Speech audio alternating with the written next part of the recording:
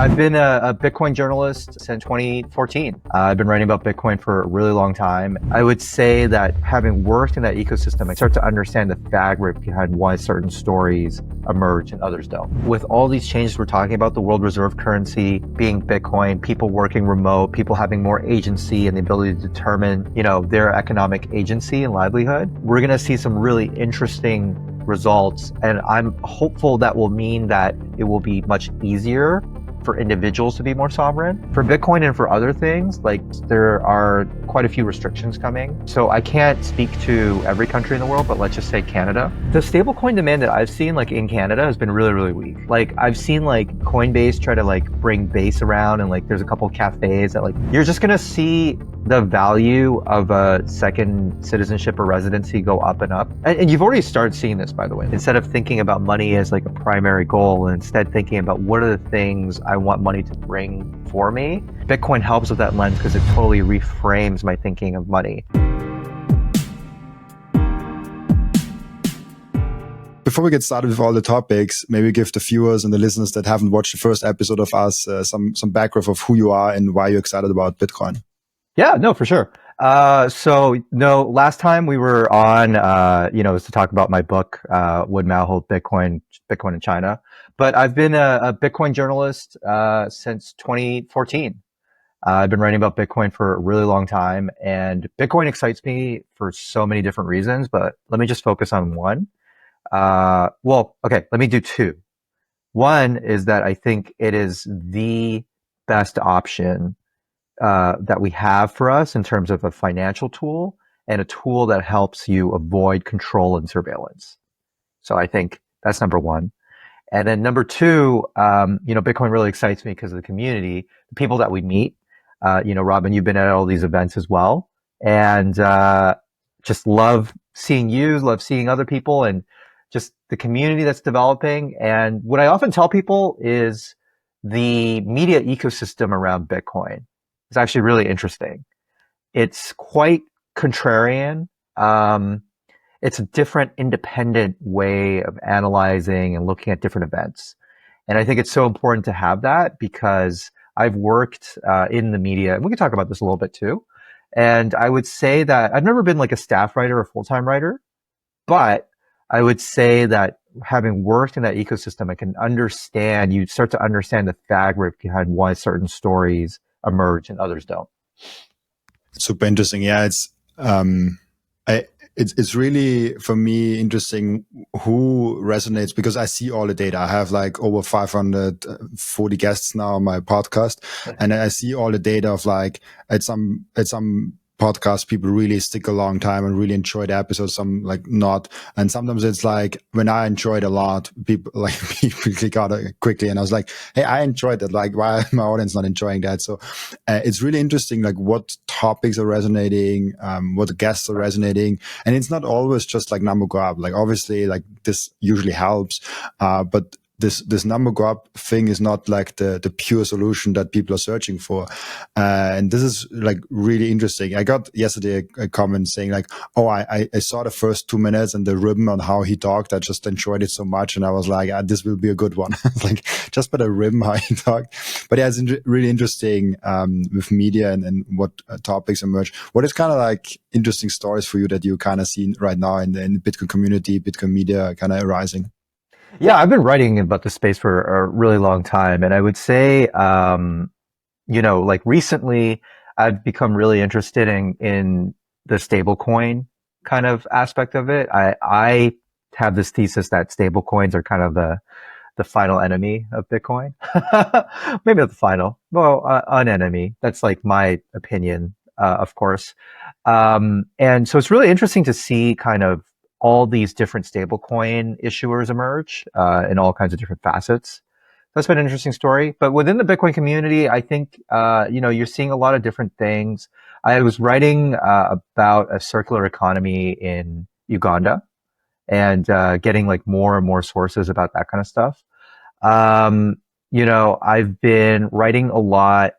I haven't actually been writing a ton this year, but have been writing about increasing institutional adoption of Bitcoin. Of course, with pension funds, we had Sam Roberts from Cartwright and a couple of other people kind of comment on that. Um, and I've just been seeing, I mean, we're seeing right now like an incredible price demand and really stories driven by that price. And this is while there's a time period where I don't actually think retail is quite here. So it's a very interesting time to be in. So try to unpack kind of what's happening with the institutions, different companies, and who is buying Bitcoin and who is selling Bitcoin. I think those are kind of two interesting things to follow up on. And by and large, just trying to figure out all those different facets of the Bitcoin story. I was also fighting some FUD. I know we weren't supposed to talk about China, but someone like Indian media for whatever reason said that China had banned Bitcoin again, which was just totally false. So I had to go and correct the record there. But yeah, there's been a lot of richness of stories, and what I'm seeing and kind of where I'm most interested in, at least, is you're starting to see more and more people use Bitcoin as a medium of exchange.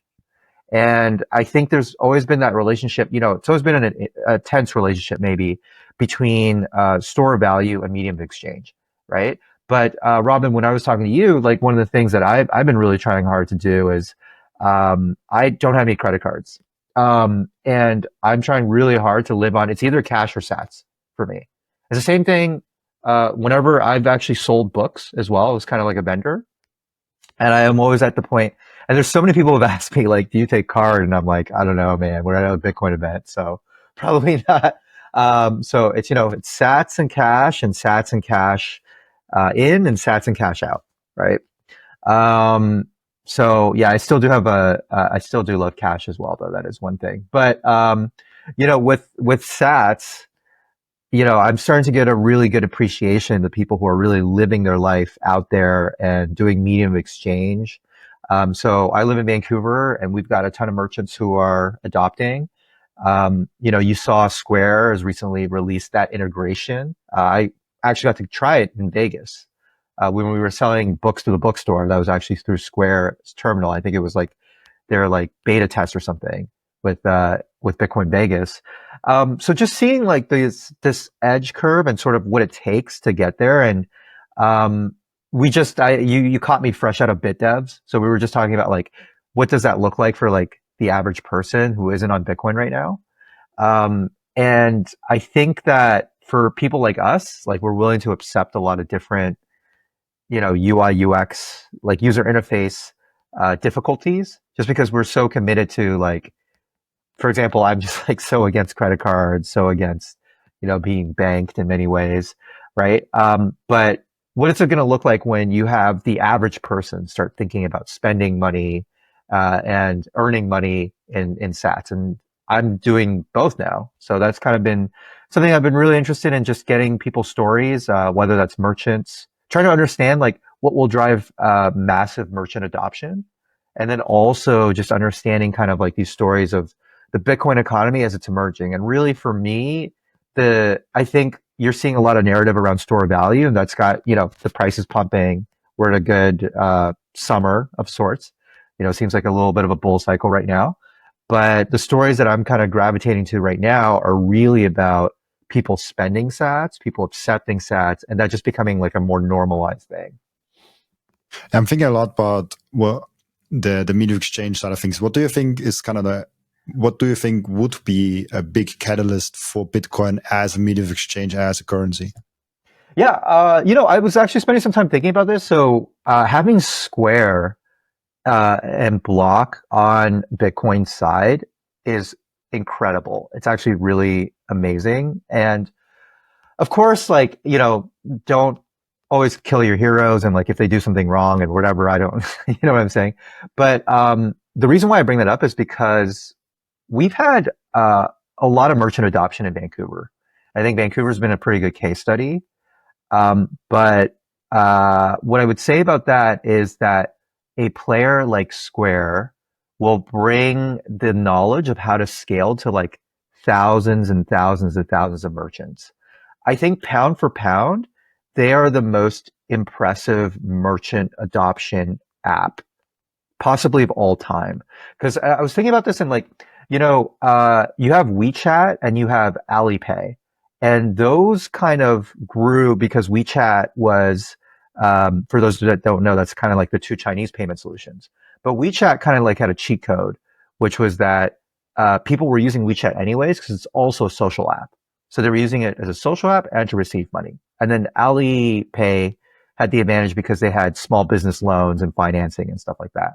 But Square really built itself outside of this infrastructure by creating, I don't know if you remember like those little nodules that you stuck in your phone. So it was completely like user experience oriented. Like it just offered a much better user experience for merchants. And since then, I think Square and Block have been really focused on continuing on that tradition, right? Just making it so easy for merchants. And I've spoken to merchants, and I know some people who have canvassed a lot of merchants. And what I think most people don't realize is the experience right now that they have of accepting Bitcoin is really not that smooth. And I think having a company that will bring in and kind of like give them everything they can expect in terms of support, and it's the little things that you don't expect. Like, for example, they don't really care about the transaction fees as much. What they do care about is that their staff are able to easily accept Bitcoin, right? That it's not just like an additional kind of service that they have to train for, that they spend hours training for. So Square and Block will actually bring that infrastructure that they've already developed to train everyone into using their new POS system. And they're just going to flip a switch and incentivize people. And I think there's going to be some pretty strong incentives for it. I think given, how Jack is running the company and everything, that there will be a lot of experimentation with merchants accepting Bitcoin. And I think you're going to see a huge surge, I anticipate, of businesses accepting Bitcoin, and some of them that we won't even expect or know about. So that's definitely something that I think is going to be an accelerator. And then, of course, people are going to get more and more, like as you get more and more people interested in Bitcoin, and typically, Bitcoin demand, I'm sure people in the show, I'm sure you are, Robin, getting calls and texts, and people just love to get interested and move when the price is moving. And so I think that's going to be a big factor for, I think people start with store value, and then some people start getting into the community, and then some people start getting into the medium exchange. I also have noticed that there's a lot of local events and meetups now. And pretty much every major city in the world now has like some kind of community hub or some kind of meetup group, or at least a Telegram group, right? And so I think there's going to be these like larger pockets. Not only is there going to be just all of a sudden a bunch of businesses that are accepting Bitcoin, there's going to be strong and building communities and circular economies that are building up. And just speaking of, like, I'm just thinking even like this summer, right? Like there's like a block party, a Bitcoin block party that's happening on Vancouver Island, which is like super remote. And then, Portland has like an event. And so like there's all these events that are happening right now. And there's all these opportunities for people to spend sats. But even more beyond the short term, even long term, there are people that are, switching their entire kind of business model, some of them, in order to sell in sats, right? Those are rare examples, but I'm seeing more and more. At the beginning, it used to be more like, okay, well, there's a Bitcoin conference. We'll have a couple of like food trucks, and then some of them might accept Bitcoin, right? But you're seeing more and more businesses that are like in it for the long haul. And I think that's really exciting as well. You mentioned a lot of interesting things. The local meetup groups, they're really driving grassroots adoption because they want to go to the restaurants where there's Bitcoin accepted. They don't want to go to a restaurant where it's a Bitcoin meetup and then they don't even accept Bitcoin at the restaurant. So in Vienna, we have a meetup and the owner is a Bitcoiner. He accepts Bitcoin. He even makes Bitcoin content online now. So it's like, this is where Bitcoiners want to go, and they are no longer tolerant. And there's this, I think with Jeff Boover talked about that if there is enough people intolerant about using Bitcoin, they really want to use Bitcoin. I think the number is about 4%. If 4% of the population is kind of like, I have to use Bitcoin, this kind of forces merchant adoption. This kind of forces all the infrastructure to build out for those 4%, and then everyone has the option to. It doesn't need like 50% of the population, because some people say like, oh, we need so many people wanting to pay in Bitcoin. No, actually we don't. Like if enough purchasing power is intolerant and says like, if someone walks into a car dealership and says like, oh, do you accept Bitcoin? No? Okay, I'll go to the next one. At some point, people are like, oh shit, we lost this week 5 customers because we did not accept Bitcoin. Let's see if we can accept Bitcoin. Oh, that's easy. You just need that like one thing, and it costs like $50 a month. Yeah, and then we make like $20,000 more revenue. Yeah, it makes sense to do that. So I think that's a really interesting part where we have to be intolerant. And I love those people, and I know they're out there and they're doing that. That's go out there and go to the supermarket like, oh, do you accept Bitcoin? Or go to the restaurant, oh, do you accept Bitcoin? And you don't even have to be an ass. You don't even have to walk out. Just a question is like, if there's a waitress and she hears in 1 week 5 times, do you accept Bitcoin? At some point, she will go to the boss and say like, hey, this week 5 people ask me if we accept Bitcoin. Do we accept that, or like what is up with that? We just need enough people to like be a little bit annoying about that, and little bit pushing it as a grassroots adoption. And so this is probably the biggest accelerator we can do. And also what you said, I liked it a lot with we have to get like the players that are already in the game accepting Bitcoin. So of course we could also develop a new app, a new hardware thing, and then try to get it across to as many people as possible for them to accept Bitcoin. But a restaurant is more likely, if they already have Square, and if they already have some device where they accept payments, they're like, hey, there's this Bitcoin option also. I can just put that checkbox on and now accept Bitcoin also. And it's super easy. That's a way easier sell than going from restaurant to restaurant saying like, hey, I have a new device. It costs 100 euros. Want to buy it? Then you can accept Bitcoin. And like, yeah, I don't need another thing. I have to train my staff on that. Like, it's a headache. Like, why would you do that? So that's probably the biggest thing where we can go to. Let's have the established players like see the value of Bitcoin, and there will be new players. And also the game theory is interesting, because if the established players are not accepting Bitcoin and they are pushing it out, then they're making space in the market for actually new players to come in and say like, hey, that's how you accept Bitcoin. So game theory again works in favor of us, but it's a really interesting topic of how we push Bitcoin as a medium exchange, because most people just look at, hey, like, when are we at 1 million? But we also need the medium exchange side of things. We need Bitcoin as a currency also. I hope so, at least. Yeah, that's definitely my strong conviction, is that like Bitcoin will succeed through all facets, right? And there's people who the store of value, medium exchange, unit of account. I think the more people who get paid in Bitcoin, and I'm actually working with this Canadian company, Block Rewards. We just launched a product that basically allows people to get their salaries in Bitcoin. So the more people get paid in Bitcoin, the more people spend sats. I think that becomes kind of like a virtuous cycle. And I know a lot of, because I don't know if you're familiar with like George Selgin. I get it's like really random Twitter debates with like really random people. George Selgin is kind of the eminence of free banking. He's really big on the whole idea that private banks, given the way they can be set up, a little bit like Chaumian mints, or you might think about like eCash mints in terms of reserve-backed private banks. In any case, he and I got into like this argument at one point. And he was just like, I just don't see Bitcoin as like a currency. I don't see Bitcoin as money. No one can convince me otherwise, because, medium of exchange implies that there's a place where someone, like there's a country or a place or sovereignty where like everybody is using that as like their day-to-day currency. Right.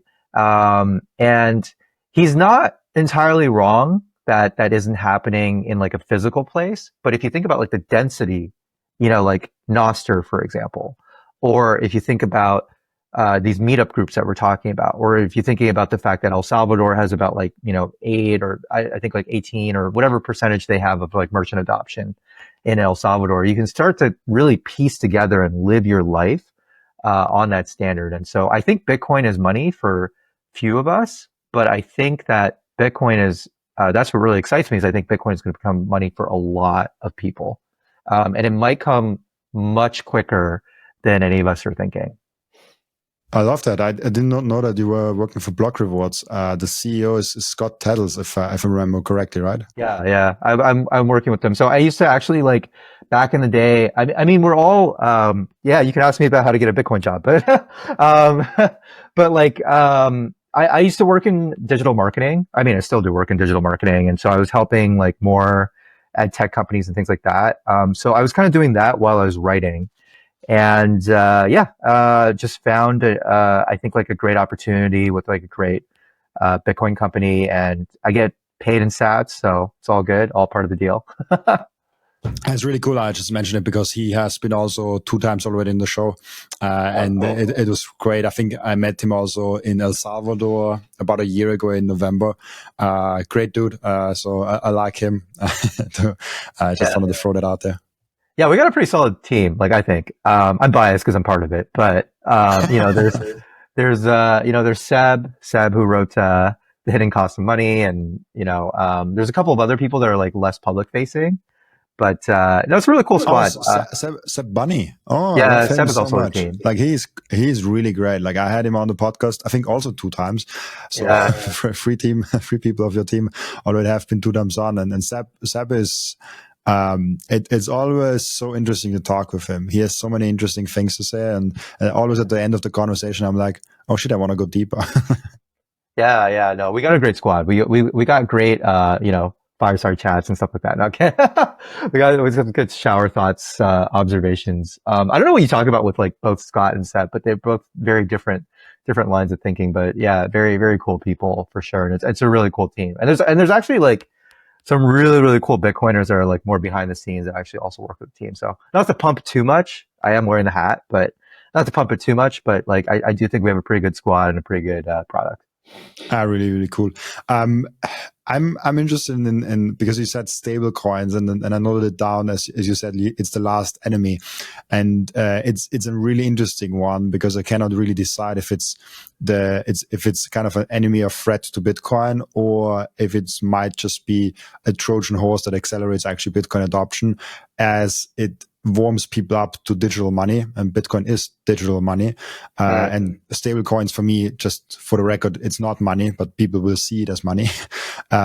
So it kind of like, if central banks and if the governments are doing educational work that there is this digital thing and it's the same as cash, it could actually be kind of a good thing for Bitcoin, because if they have a wallet and the wallet is allowing for Bitcoin, for stable coins and for normal fiat or like the CBCs or like whatever there's in this wallet coming, they at least come over the hurdle that something digital has also value.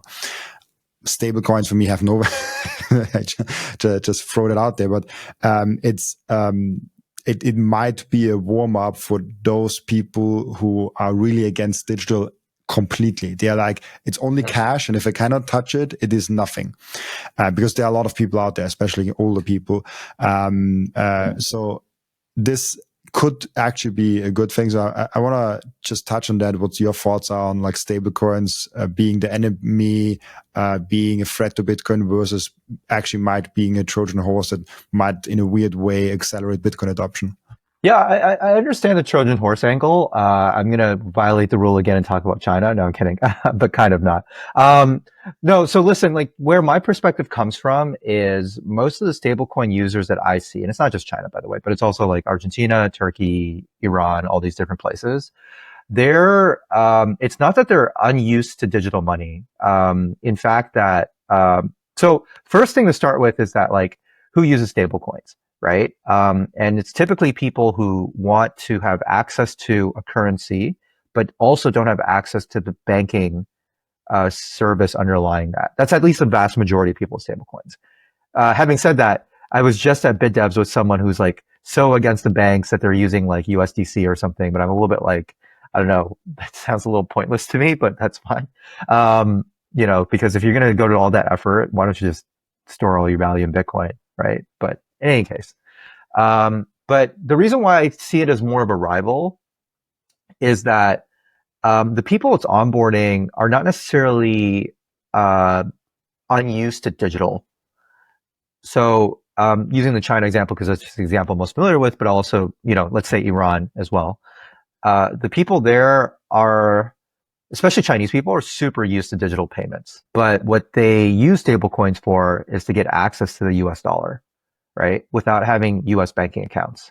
That's literally, I think, 95, whatever percent plus of like stablecoin usage. I mean, I'm sure there's some people who use it for loans or like whatever, all kinds of these products and stuff like that. But that's like the vast majority of that usage seems to be that kind of segment, whether it's companies or people. And you have countries with certain capital restrictions. So they don't let you bring money in or out of the system, right?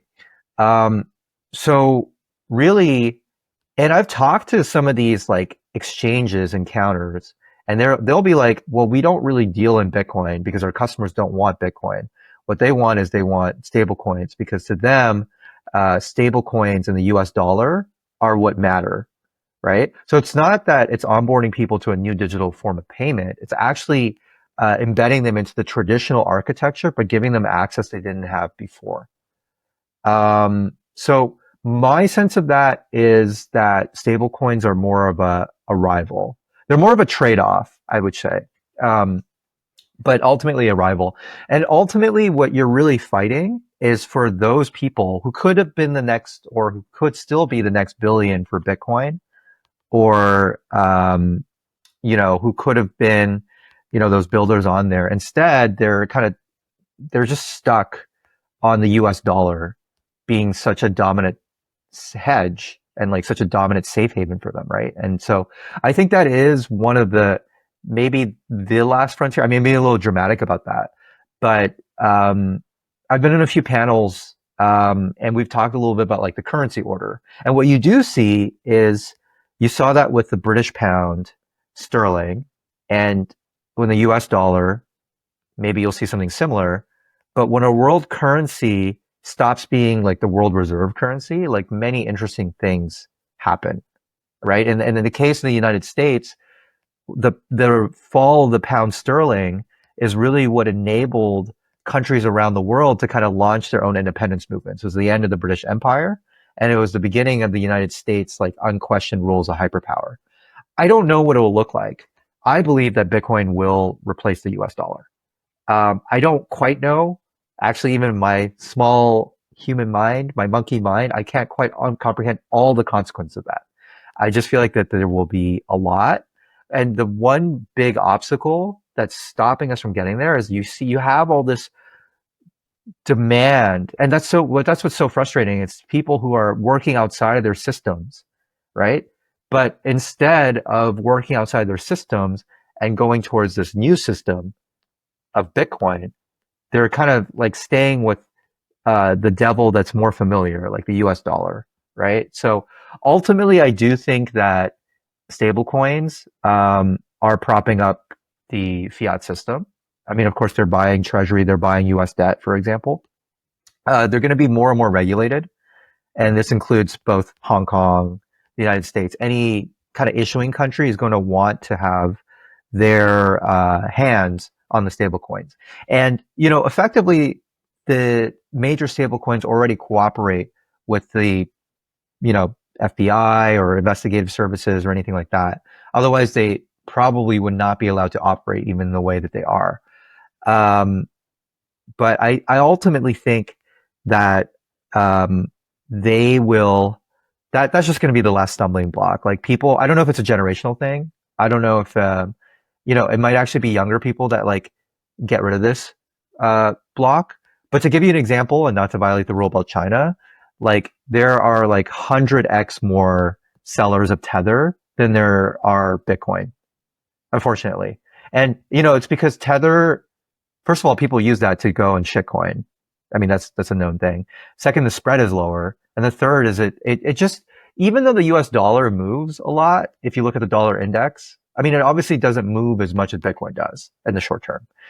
And people just can't get over that psychological barrier, I think, as of yet. So I think that's the thing that Bitcoiners, I mean, stablecoins are just kind of like a front for this. Really what it is that for Bitcoin to become the world reserve currency, you have to get rid of this psychological kind of, there's been 40 or 50 years of training that treasuries and US dollars are undefeatable. Like they're like perfect hedges and etc. You know, it's beaten into you and even in training. Like when you learn finance, you know, the risk-free rate is the treasury rate, right?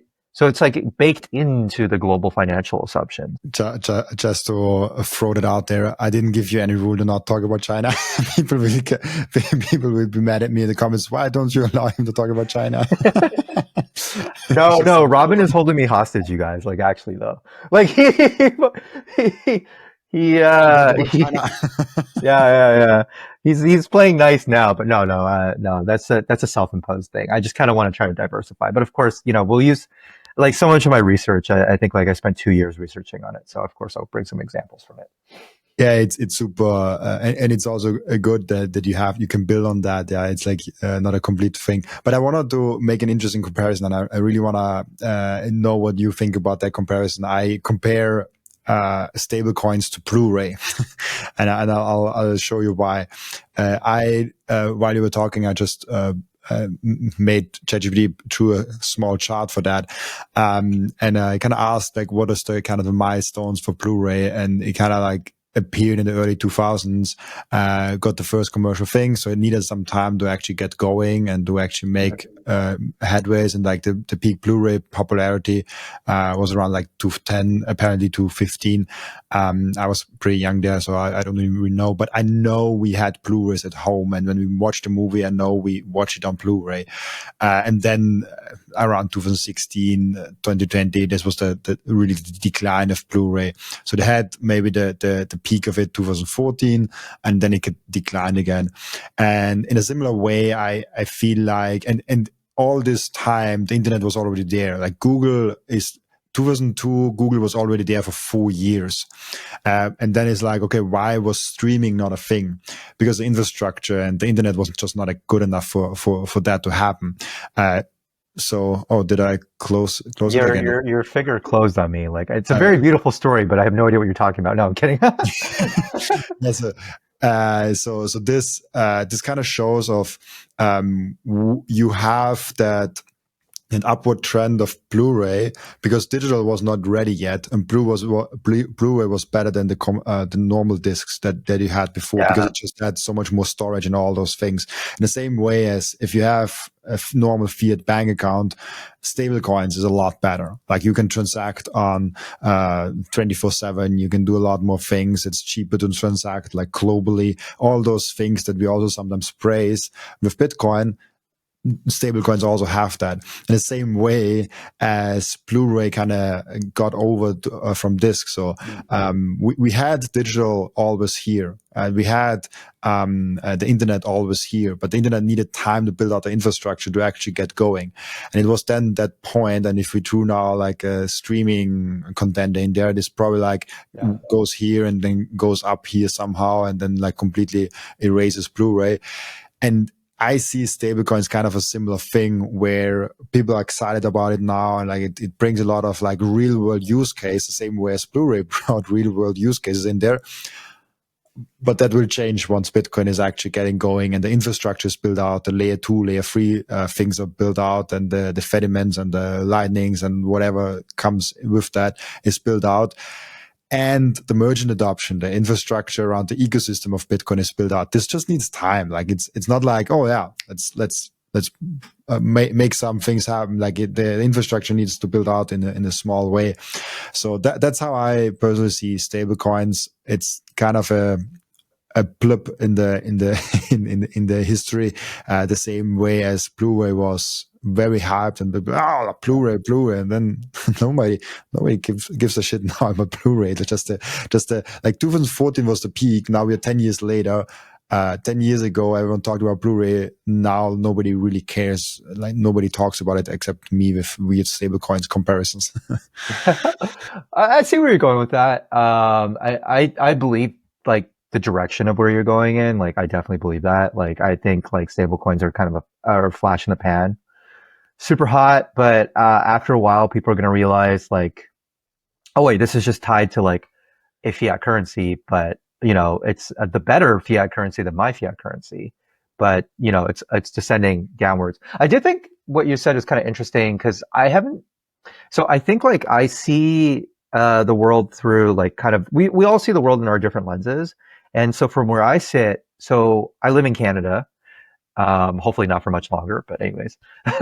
um, but I live in Canada, and what I think is really interesting with that is I don't see a ton of stablecoin demand, even though the Canadian banking system. I mean, there is a tool called e-transfer, which makes decently chunked. Like I think it takes like 30 minutes to clear. Sometimes like payments, like they're kind of like interbank payments. But what I've also noticed is that since most Canadians have access to US banking, or the banks in Canada can also give US dollars. So, especially in the major cities that are really close. By the way, fun fact, I think like I forget the exact number. Don't fact check me on this. Just accept it blindly. But like 80 or 85% of Canadians live within like 150 miles of the United States. So we would definitely be like the easiest country like to conquer if the United States wanted to. Don't give them ideas.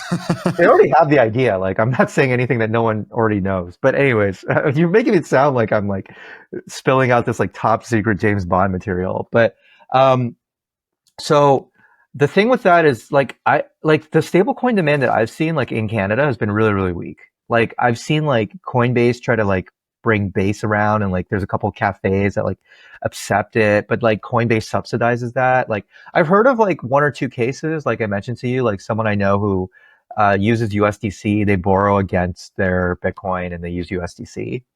But I've literally never heard of like anyone using stable coins other than that, like in Canada. And to me, I think when I hear about stable coins, there's actually this like Chinese entrepreneur I was talking to, and he was like, you know what, I'm going to try to get people who have Tether access to US banking. Because really the disconnect is that they want US dollars, but they don't have access to US banking. I don't really see it the other way around. Like if you have banking, yeah, like in theory, like everybody complains about it, right? Like, oh, wire transfers suck and all this other stuff. But I don't actually see a lot of people like move in that way, or at least like anecdotally, of course, right? Like it doesn't seem like that's where all the motion is. And from everything I've seen from like the quantitative even and like just who is trading over the counter with Tether. By the way, like it's Chinese people, at least in Vancouver. Like there's like huge volumes being traded, I think. But regardless, like I just don't see there being like that domestic demand. So that's where I'm like the Blu-ray thing is like doesn't make like it makes sense to me in terms of like it's a flash in the pan, but it's almost like I don't know, like two separate products a little bit because it's not the same. Like we're not using the same like DVD players. Almost, it's like a different. It's like a product that you know. I can't think of this metaphor right on the top of my head, but that's where I think it's like a little bit different. Is like the demand for both is a little bit different, at least in my opinion. It's a good point because I don't think like Blu-ray at some point really took over. We're like, this is the shit, and like we want movies to only be on that thing, and I don't think stablecoins will ever be at that point of adoption where people will only have stable coins. So I think, I hope that we kind of cut the stablecoin adoption because of Bitcoin being more and more dominant and people don't want this fiat thing anymore. I've never really, I've transacted actually 3 years ago once with stable coins because I was forced to, by some exchange. Like a gut point or something, or like no James Bond story again.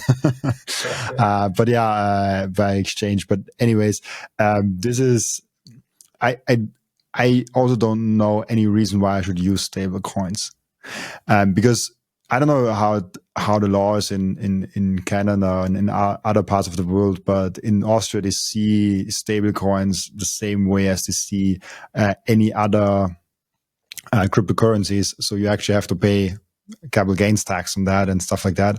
And you have to kind of report all of that. So if you transact in stable coins, it's a headache in Austria.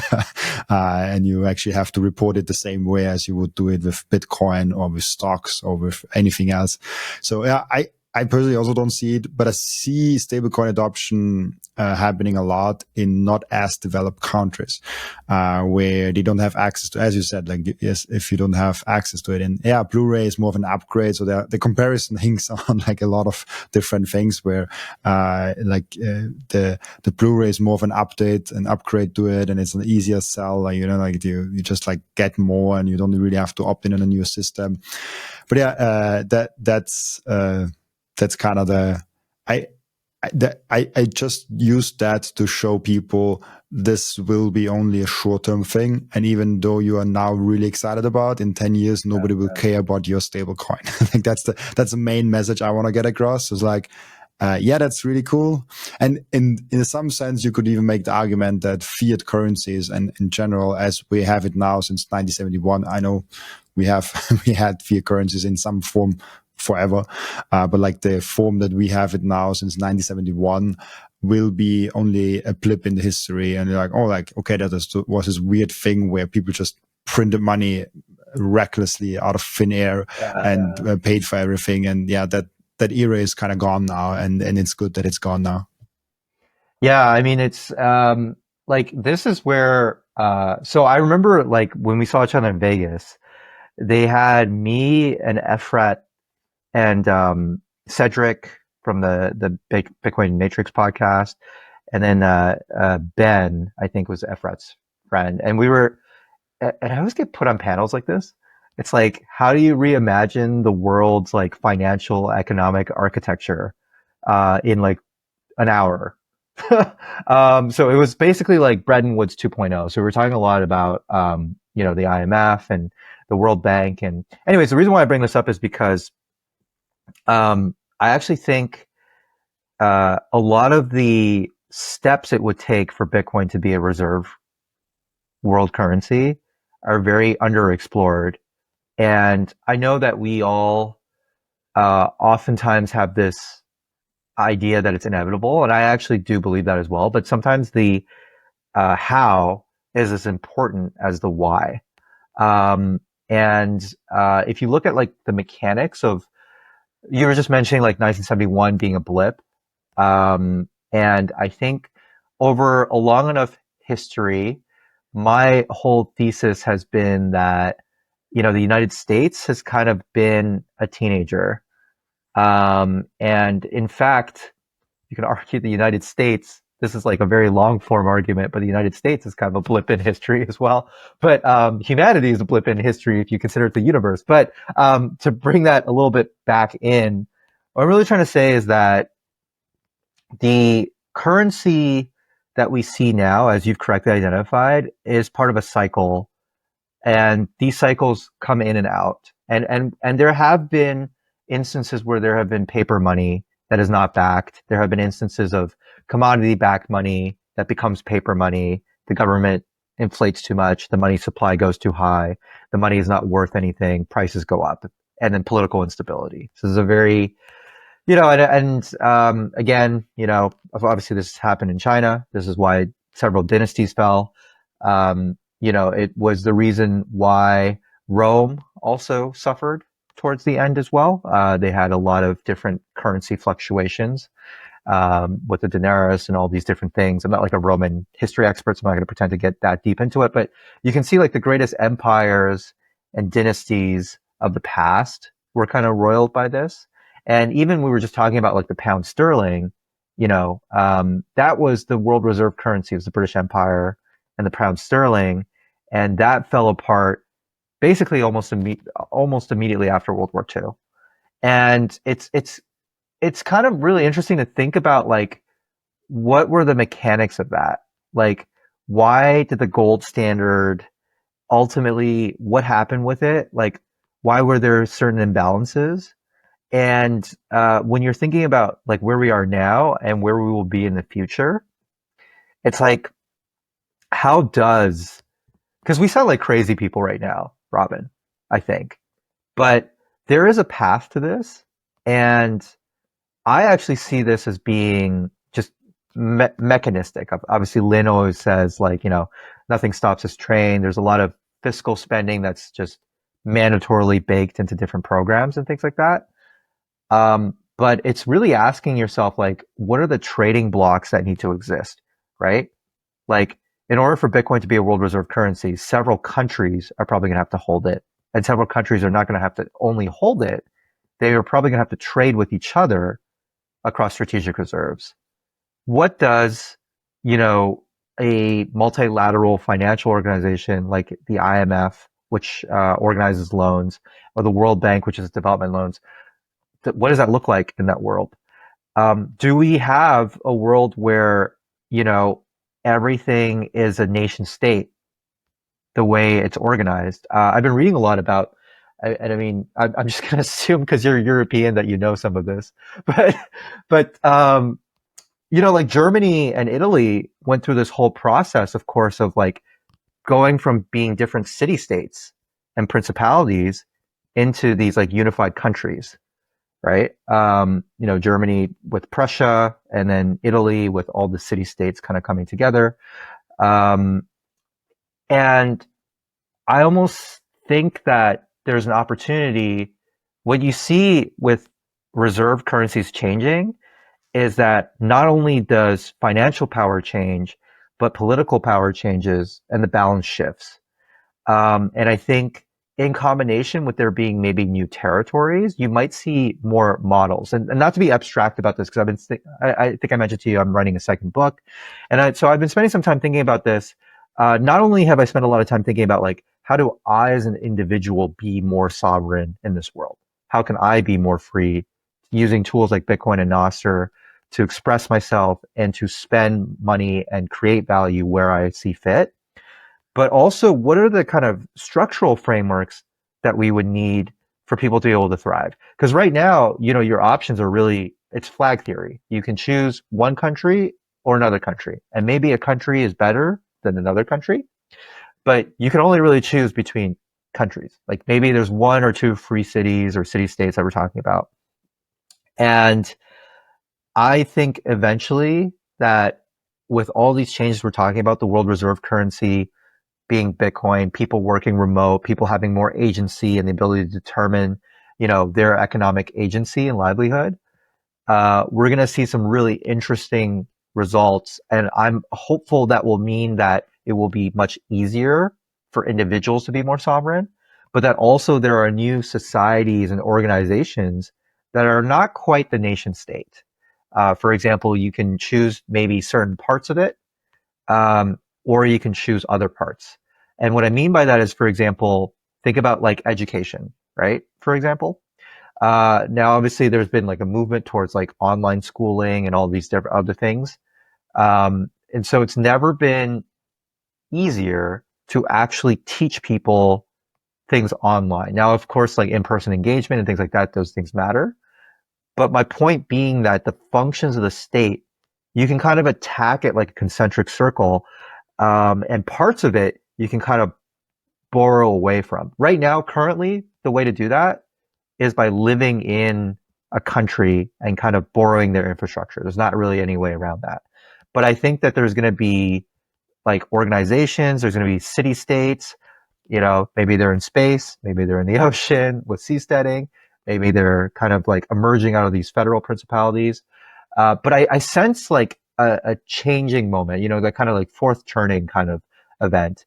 And the idea being that as the money changes, the politics do too. And you're seeing some of this with, I think the one thing that the world is kind of moving towards, whether or not we agree with it or not, is that borders matter less and less. There used to be a pretty strict, consensus on like, we had these borders settled since, 1949 or since 19 whatever.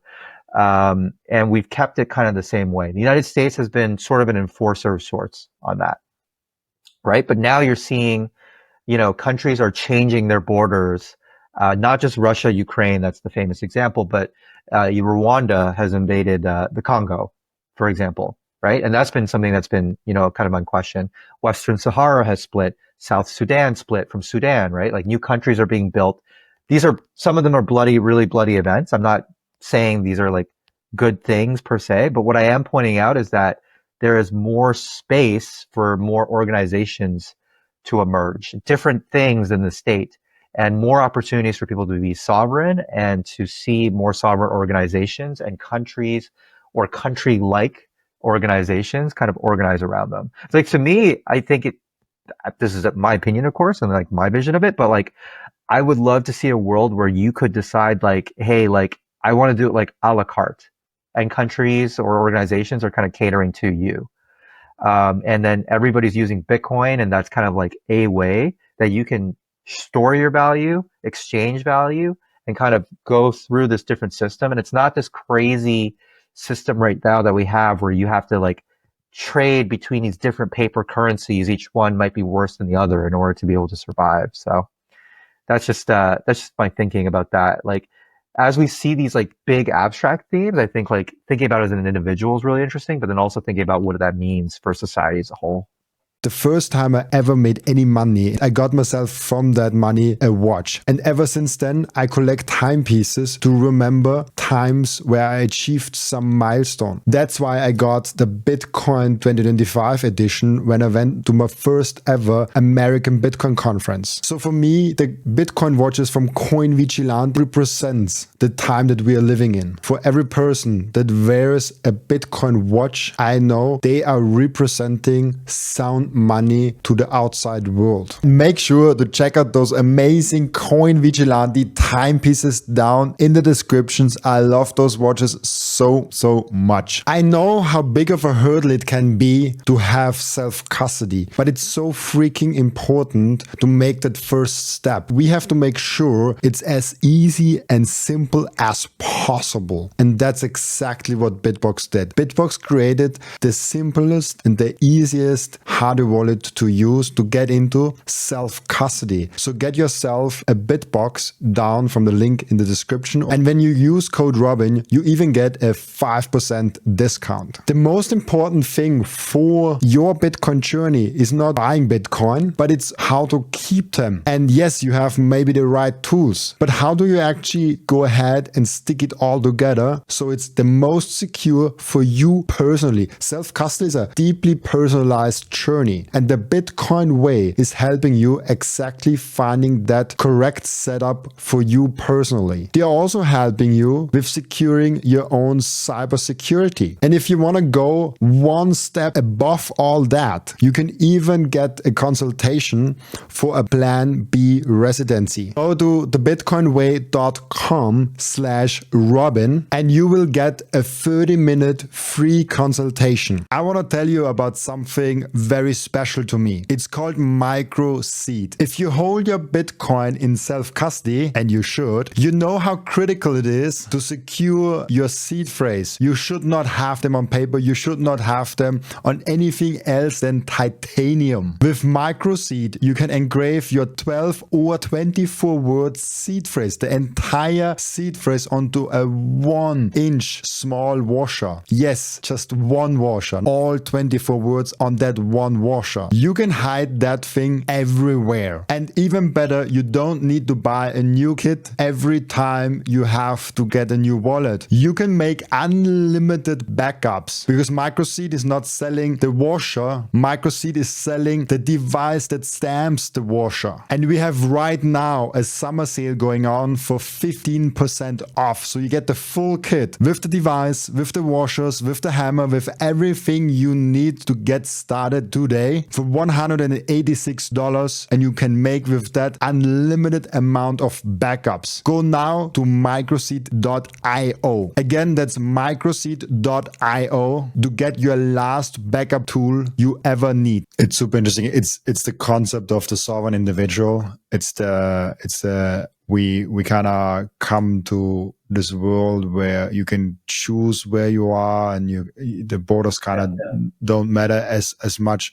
And yeah, you're totally right. It's not there anymore. Like, of course, there are exit taxes. There is like, if you go out of that, like you have to deal with taxes and currencies and all that, but everything is digital.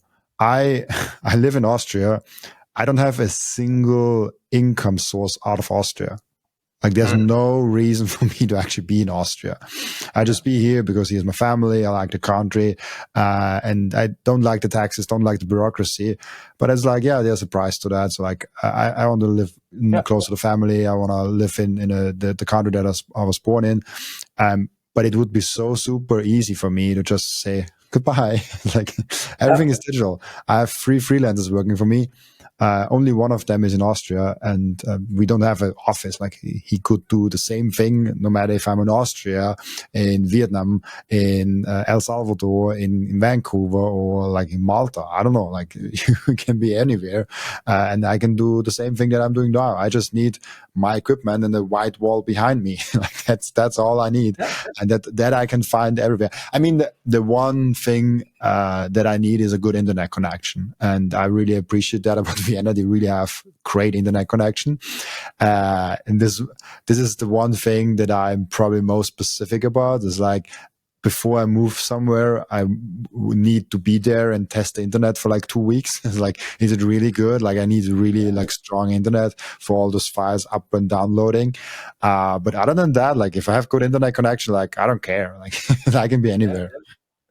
Yeah, yeah, yeah. And I mean, you're such high res, and if that's not possible, then like, we don't want it. Um, no, but like, listen, like, I think for me, it's the optionality, right? Everybody has their own preferences. Like I say, like maybe I'm in Canada, maybe I'm not, but obviously I live in Canada, and that's, I grew up here, and there's also personal things and family things that are keeping me here as well. And as you mentioned, there's the exit tax as well, which is always a calculation. Um, but I think just everybody having more optionality, and it's combining both, the untethering of our work life from country.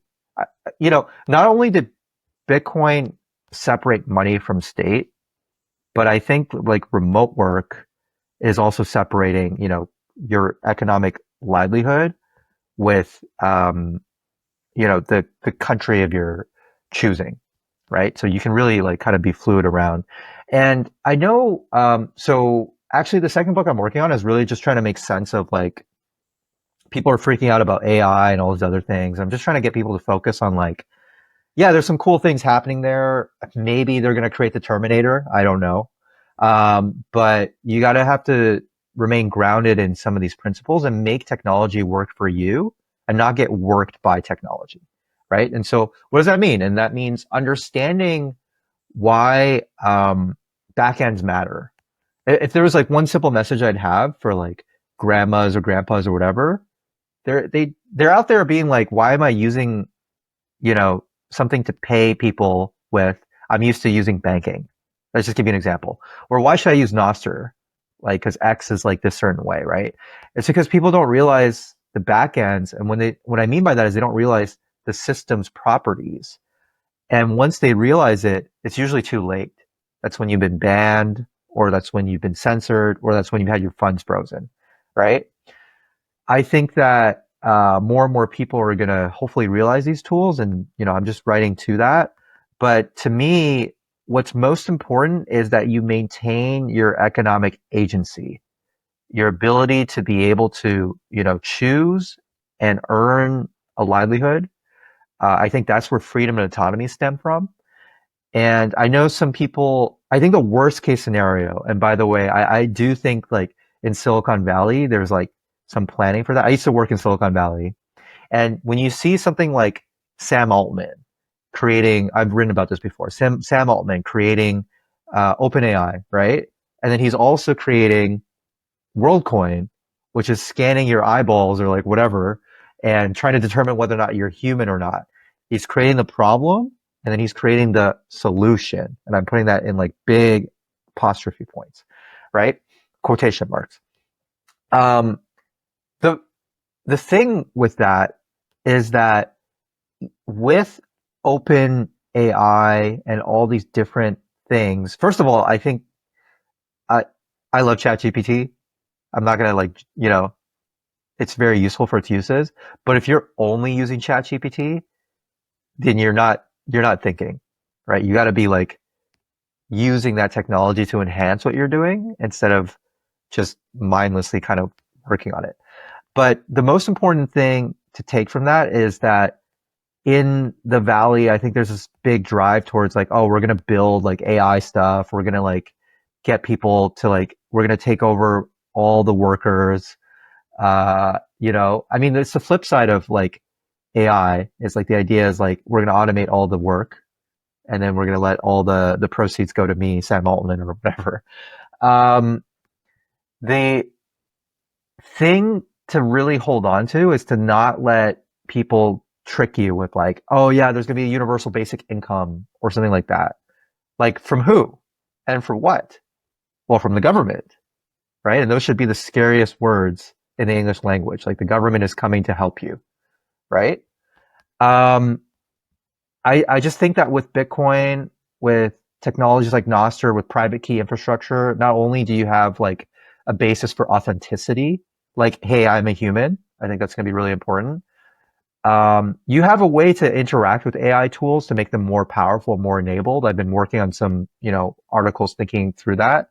But most importantly, you have the opportunity to, in a world that's trying to centralize in many ways technology choices, right? Just like Google kind of centralized email protocols by using Gmail and putting Gmail as a front end in front of email. The world is trying, there are tech companies that are trying to move a smoother user experience, giving you all these incredible capabilities, but what's the trade-off? And the trade-off could just be your loss of autonomy and your loss of economic viability. But tools like Bitcoin will help you be able to still maintain that, be able to recognize value for value, transmit value for value. So we're talking about these circular economies. Not only do I think they're going to be the norm, I think they have to be the norm because if we otherwise are trapped in this world where these large behemoth companies and governments work together and they're automating people's work, controlling where they earn, and giving out these handouts, government's here for you. I think that rapidly gets into a dystopia. And there's so many instances of this, where you see dissidents who talk about how they would never be able to resist, if the government controlled where their food was coming from. And I think if we're not careful, that might be that world. But I'm very, very optimistic and hopeful that all this progress we're making in Bitcoin, all these things we're talking about are coming together to fight against that. I love this quote, the scariest words in the world, the government will come and help you. I love that one. We have to clip that and put it out on Twitter, I think. I might have stolen that from someone though. So you might I feel like I saw that on YouTube or something. Everyone stole everything from everyone. Like I hate that concept of credit because like, you cannot come up with shit. It only comes up in your mind because someone else put it in your mind somehow. So like it's a weird thing. Like it's like I like the spirit of Satoshi. I mean, it's a whole different topic now. I like the spirit of Satoshi. You just create things and give it for humanity, and don't say like, oh, you have to quote me. Like, how weird would it be if Satoshi is around and says like, oh wait, you talked about Bitcoin without talking about me? I don't know. It's a weird concept, this credit and things like ideas don't have owners. I feel like. I'm with you on that now. Okay, you know what? Like, yeah, clip it. We're going live. We're going live. Like, we're free individuals. Let's just do it, man. But like, but yeah, no. So, anyways, as I also spend a lot of time thinking about that, like just like the flag theory approach, like looking at like different residencies. I mean, there's been some really cool, just kind of weaving some of the themes we talked about. There's been some really cool Bitcoin communities in some of these places. I don't know if you're actually, Robin, what's your travel schedule looking like, if you don't mind doxing it? But Paraguay is having a conference, for example. So that's like a place I'm seeing where there's a lot of, because it's pretty easy to get a residency there, for example. But yep. Yeah, Paraguay. I also heard Panama from some people in doing it. So there's a lot of like places that you might not like think of Bitcoin places, and then there's like, oh, there's a big community all of a sudden there.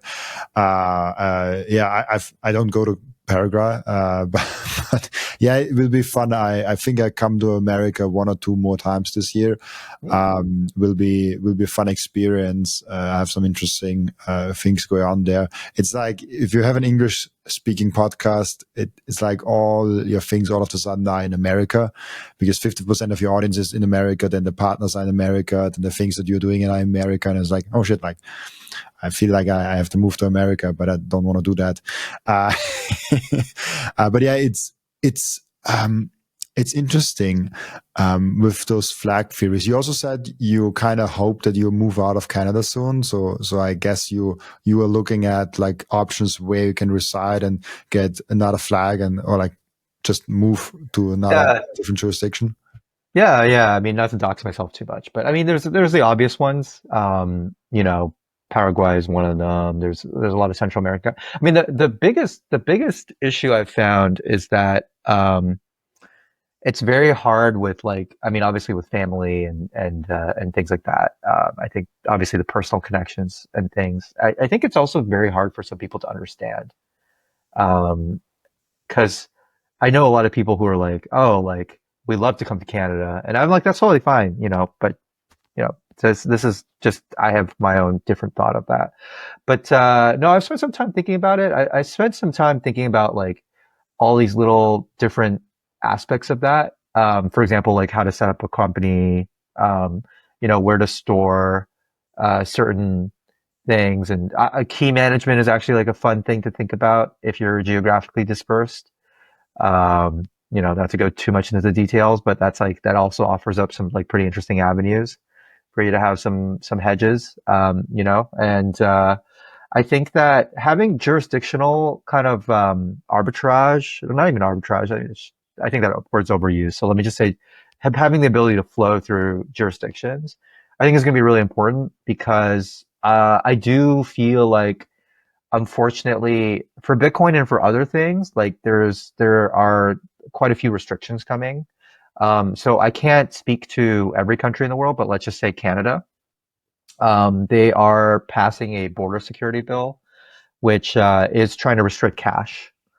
So they're trying to put a lifetime limit. I think it's $10,000 of like how much business you can do in cash with like a particular vendor. And I know in the EU, for example, there's some countries that have cash restrictions. I don't think Austria is one of them, but I know Greece is one.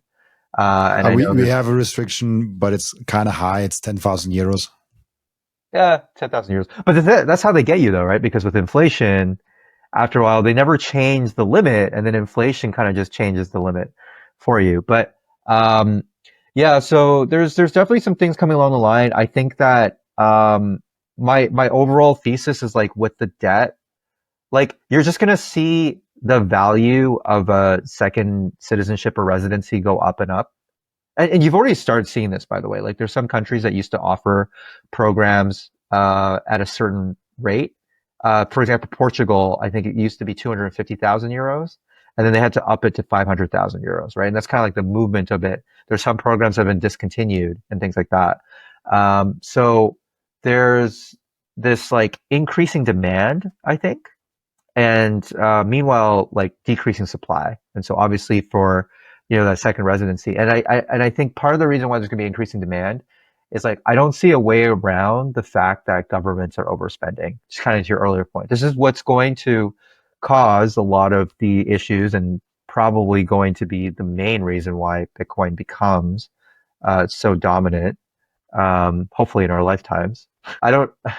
I can never predict like timelines, right? I'm not like, I know some of your guests are like very good at like Bitcoin's going to be like $350,000 by like 2026 December 18th. Like as I'm like rolling out of my coffee shop, it's going to be exactly that. I'm not that person, but I definitely think from a directionality standpoint, it's going to be there, and that's going to be because governments are spending past their means. But that also means that governments are going to make it harder, because they also realize this, right? They also realize that they are going to be in a bidding war. And I think for some of the more established nations, they're not used to being in that position.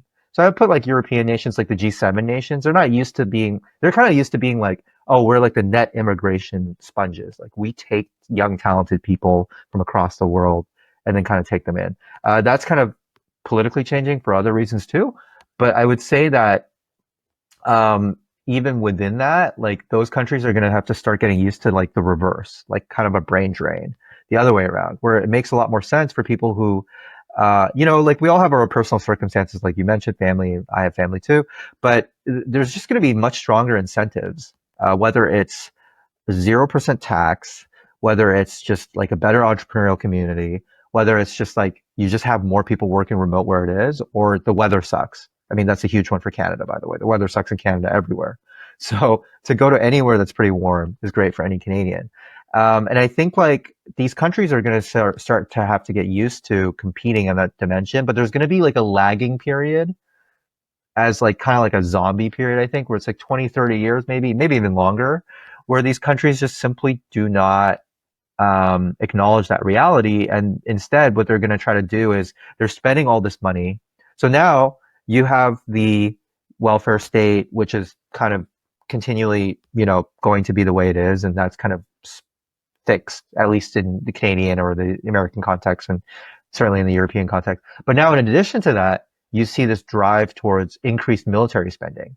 The idea that every NATO member should spend 5% of GDP. Whether or not you agree with that or not, like politically, sure. But what I'm just pointing out is just from an economic standpoint, like something has to give, right? You're spending more and more money. Your population is getting older. So you're going to spend more on healthcare and all these mandatory drivers.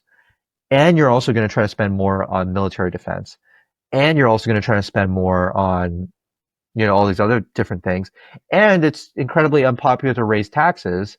So what are you going to do? Well, you're going to go after the wealthiest or whatever. But what that really means is they're going to go after like the people that are the most politically vulnerable. And among that constituency are people who are trying to exit the country, right? So of course, increasing the exit tax is going to be very popular with people who vote in that country.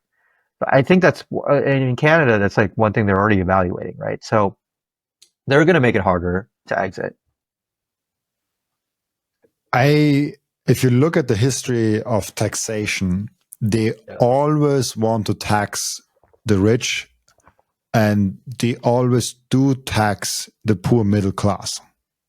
Like income tax is a famous example where they wanted to tax the wealthy and the income wealthy. But guess what? It now is completely on them. It really catches most of the middle range of income and middle range of wealth in each country, because like the very poor income people, they don't have a lot of income to spare, so they don't really drive a lot of income. And then the really rich, they don't have income. Like Elon Musk earns like $1 a year on Tesla's salary. They're like, we don't want income, we want equity. So it's always, I personally think you will never be able, and you should also not be able, to tax those people who make jobs and provide for the society in that sense, and build companies and build products and services, because they are the ones that really pay the most of the taxes with their companies and with their presence, and those bring a lot of financial energy into a country. And especially in this world where you can just spin up companies everywhere, where if you have a really interesting idea and you want to spin something up, for example, there's N26. It's an Austrian-Germany example. And N26 was an interesting banking idea. And it's a complete fiat thing. And like, it's just like the bank that I use usually. And those were two Austrians wanted to starting it in Vienna. But it was so complicated to get the banking license and all those things. And then they were like, hey, let's see if it's in other countries faster. They started in Berlin. I mean, Germany is not good at all, but like Berlin, for some reason, they got it really faster. And then they started the whole thing in Berlin. And now it's a German company, and it's a huge banking institution now. And it's global. They even have like banking in America now. They're a really huge banking institution now. They were not there at all like 8 years ago. And two Austrians kind of started that. That's just like a very small example that it does matter what a country is doing, especially in a digital world. especially in a remote world. And then also money all of a sudden is everywhere accepted. You can live on Bitcoin everywhere. There's so many things where you can just pay in Bitcoin and get cash. You don't need a bank account anymore. I could live without bank account if I really wanted to. It's too much of a hurdle, so I don't do it. But my bank account is always empty. But that's why I'm always saying like, yeah, like I'm at N26, steal my money. There's nothing on there. Hack into my bank account. It's like there's literally you cannot get anything with that. Like there's no limits to it. Like the maximum is like maybe 2,000 euros. Like go ahead to do it. So it's like if you're in this world where money is everywhere available and you don't need KYC also for that, like you have the possibility to do that. And then also you can work with a website. You can launch literally a website and sell stuff there and you don't need anything. Then you're just like free citizen of the world and you don't care about anything. So those restrictions with like exit tax and all those things, like people are not stupid. People will not move to a country that has like a huge exit tax. So the incentive is to tax like real estate because that cannot move out of the country, and tax things that are kind of solid. And it's hard to. Sailor always gives this famous example of, I think it's an Italian port. I might be wrong about that, but it's a port that a lot of rich people really like to be there. And then the locals said like, oh shit, like they're not paying any taxes here, and they're using all our infrastructure. And then the political shift actually came to be, and they kind of made a tax for the rich people. And what happened is all the rich people before the tax came took their boats and ran to the next port. And then in the next years, this port was kind of degrading really fast. And all the restaurants had to close, all the coffees had to close because they didn't pay taxes in like income tax, but they paid the tax in the restaurants and the hotels and all the things that they used there and brought a lot of purchasing power there. Long story short, I think taxes will always benefit the capital that can flee in the quickest way. So Bitcoiners will benefit from that a lot. Yeah, and no, Robin, I think that's well put. And I just add to like two dimensions to what you were saying. Like the first is it's kind of a there's two parts. There's one part is there's like Cantillon effect still, even with taxation. Like people who are closer to the political power, they tend to be the wealthiest as well, and they're able to dictate kind of like these credits or things like that. That the middle class doesn't have any access to. So that's like one example. But I also think that there's so many perverse incentives. And in government, this tends to happen where there's an intentionality, but the highway to hell is paved with good intentions. And it's exactly the mechanism you described, because what happens is the people who, if you design a system where there is a lot of incentive to leave, then the people who are wealthy enough will leave or find a way to get around the system. And not in a like illegal way, but just in a way where they comply, but also like in a way that they have a lot of skin in the game in order to figure that out, right? But it's the middle class that doesn't have access to these like privileges, or, the working class. The doctor that's making like 400K a year kind of as a prototypical example, right? Because they're making just pure salary.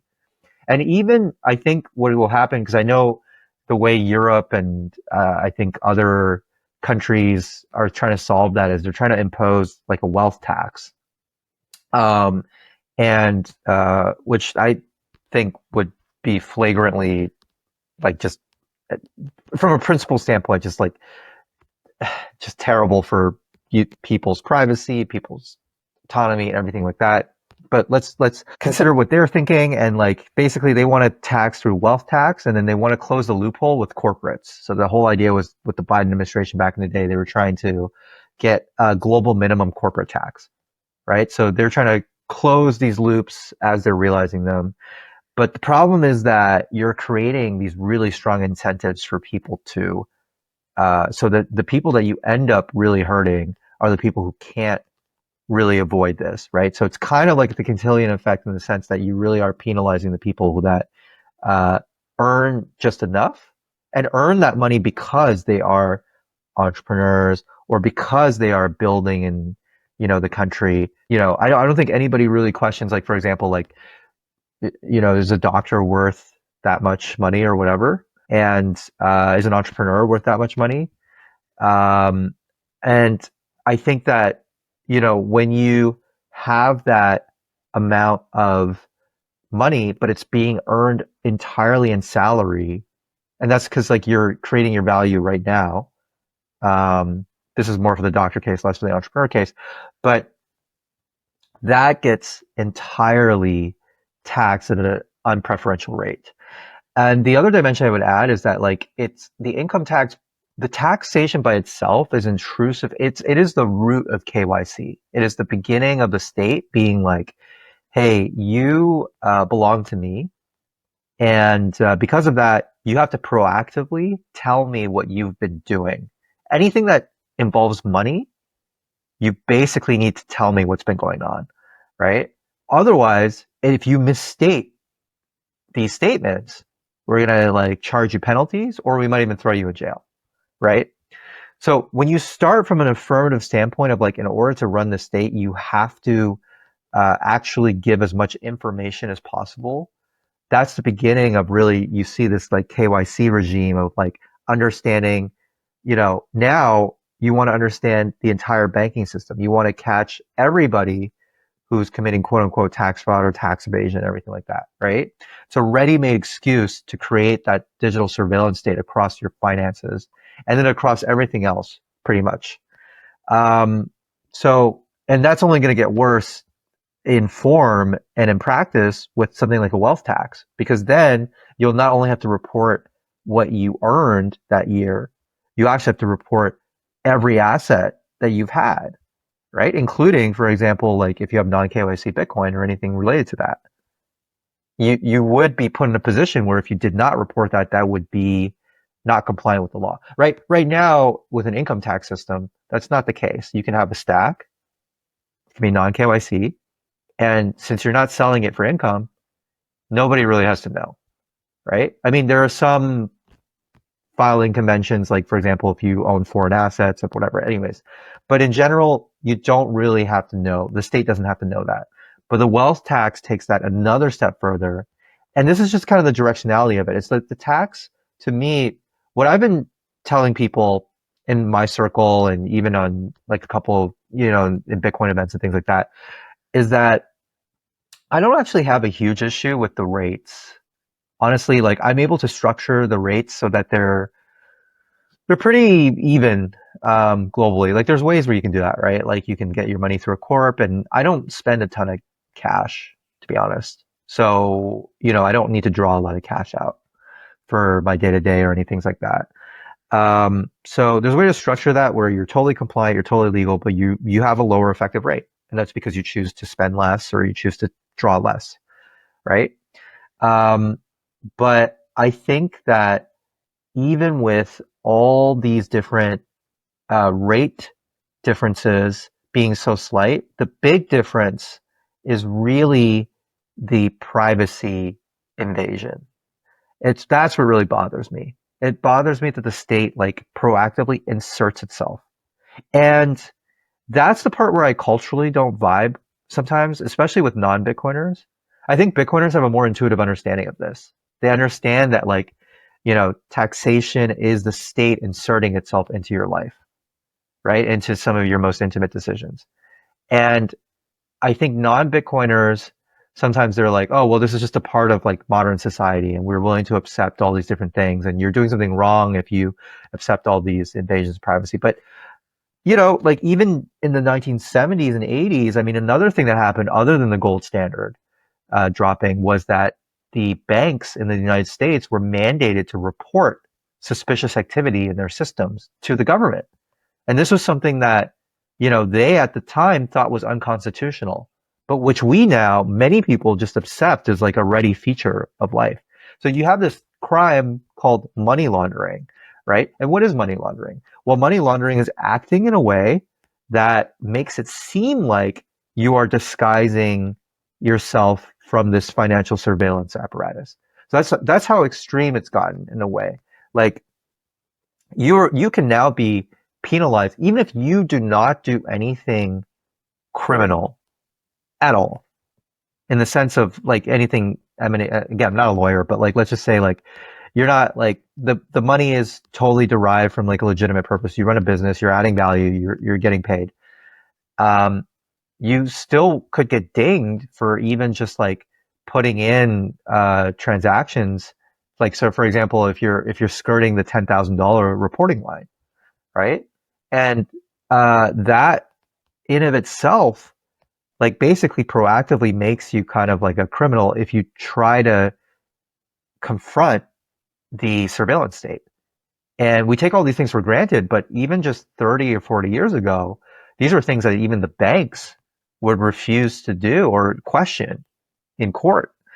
Um, so I think that to me is like the real big root of all evil, almost, I would say, is that taxation is that reason for the government to check in on you like every year, and it gives them a reason. And you know, other people in the country usually are pretty sympathetic to that argument. They're like, oh well, you know, we want to make sure everybody's paying their taxes fairly.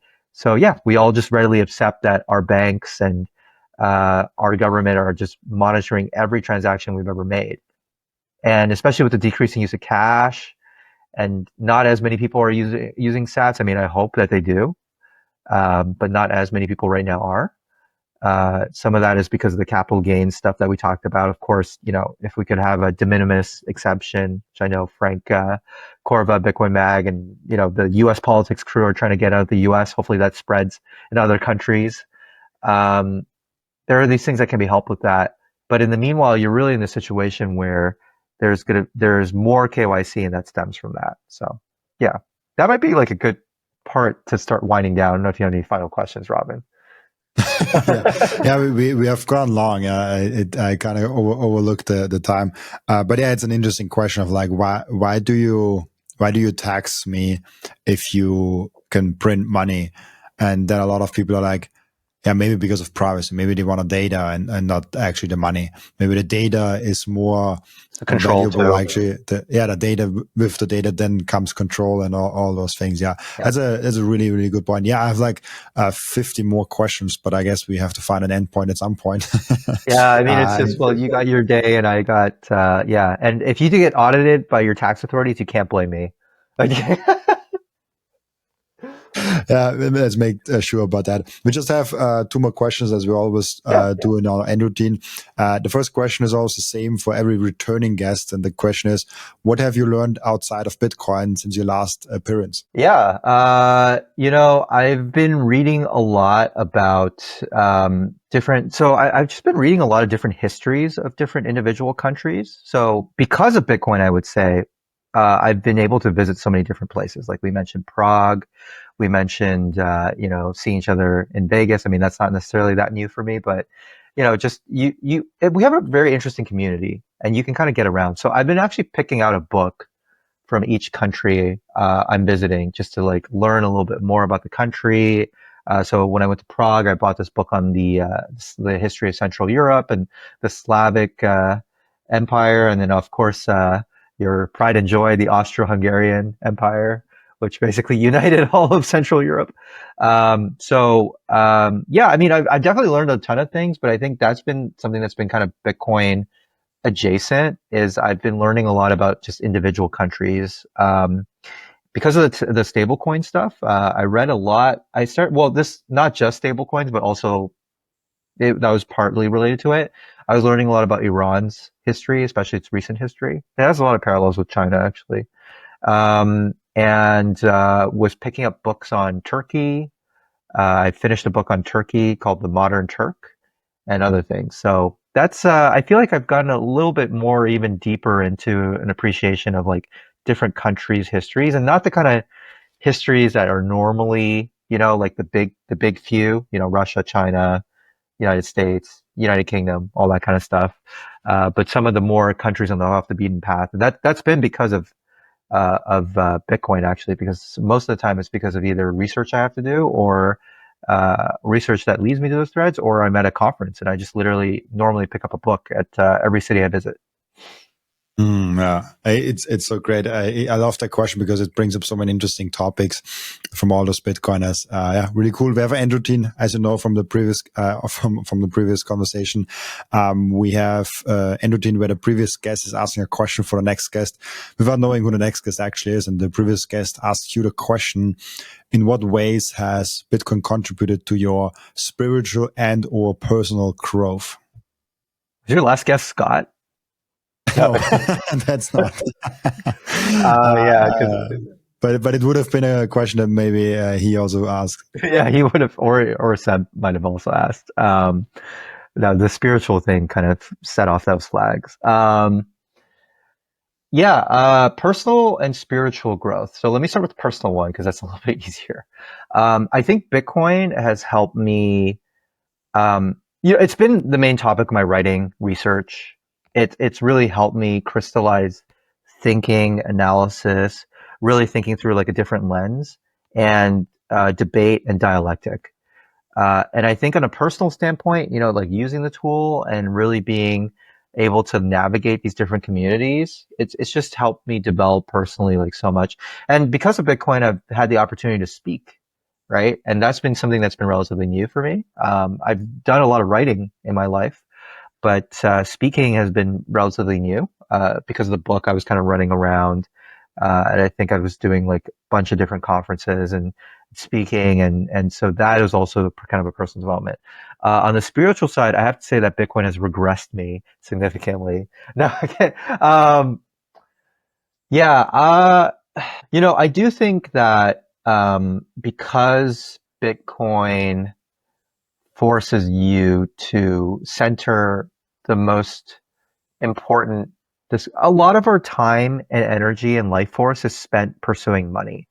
And so when you question what money is and what money does for you, I think there is a spiritual element to that. And I think that as I've constantly kind of questioned this in my life, instead of thinking about money as like a primary goal, and instead thinking about what are the things I want money to bring for me, Bitcoin helps with that lens because it totally reframes my thinking of money, right? I think that's helped me develop a little bit more spiritually in the sense of understanding like who I want to be, what I want to portray, and my ethos of the world and what kind of imprint I want to leave. So I'll leave that kind of vague, open-ended answer, and then I'm supposed to ask a question to the next guest, right?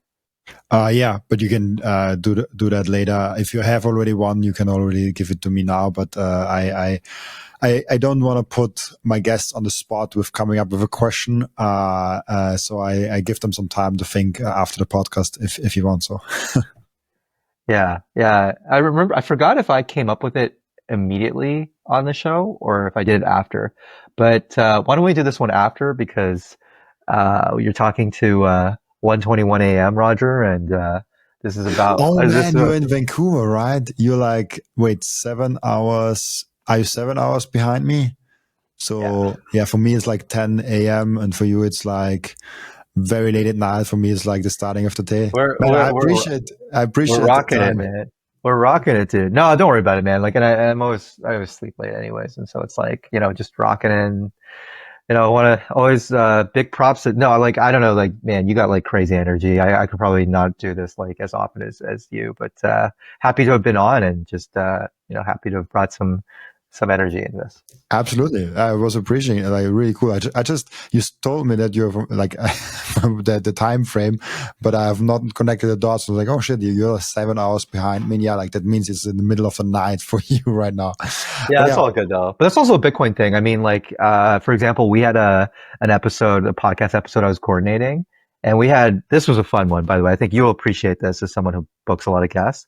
We had PST, Hong Kong time, and Germany time. So the only time that could work was like I think 6 a.m. PST. And then the Hong Kong person had to take a little bit of a sacrifice. I think it was like 10 or 11 p.m. their time. Yeah, it's interesting because I usually never record at that time because people don't have time at that time, except the Australians usually. So because like they're all sleeping at that time. So I usually record between 1 p.m. European time to 8 p.m. European time, which is for most people really nice. Like the best time would be starting from like 2 p.m. Or like starting from like 1 p.m. towards to like, I don't know, 11 p.m. my time. So then I catch actually everyone. But I don't want to, like at some point I have to go to sleep also and stuff like that.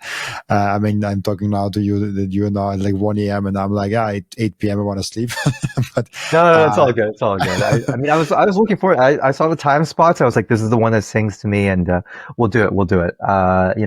I just start getting a little incoherent around like now, but but other than that, hopefully all this is good. And it's also longer than usual, like 1.5 hours. I usually record under 1.5 hours, so you got the lucky jackpot. But yeah, thank you so much, Roger, for being on my show and being such an amazing guest. And yeah, people go follow him, go check out his stuff, because he was up at 1 a.m. for us. So I really appreciate that, Roger. And thank you so much for your time. And also thank you so much for everyone that is watching and listening, for joining us today. As always, I'll be back tomorrow with another episode. Bye-bye. Robin, super pleasure to be on here.